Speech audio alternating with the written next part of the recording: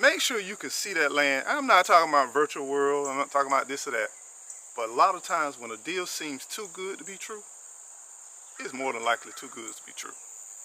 You want to get out and physically see that land.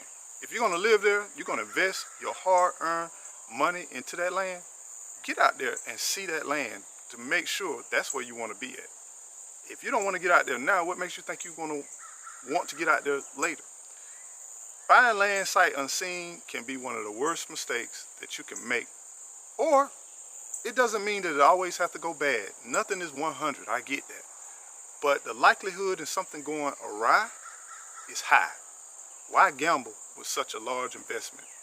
Take your time, take the time off, plan a trip, and go see that land. And don't just ride by the land, don't just ride around the land, but go into the land, especially if it's raw land, if it's wooded land.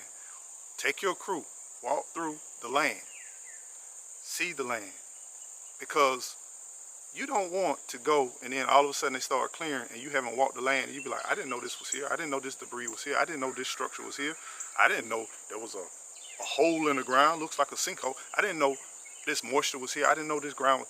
Take your time and look at the land. Also look at the soil and look at the plants that's growing.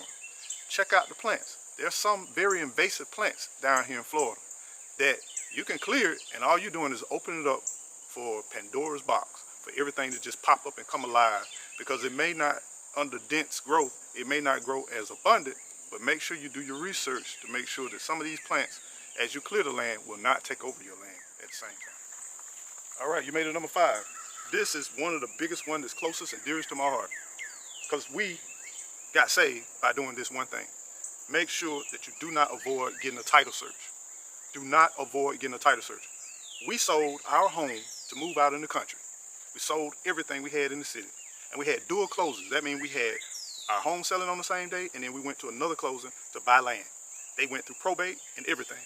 But guess what happened? The title search company found out that there was a man that owned the land, then he passed, then it went to his wife, and he had 3 kids, but his wife had 3 other kids. And when she died, his kids, which he initially bought the land, they thought it went to just them, but her kids had rights to it, even though it wasn't by him, if that makes sense.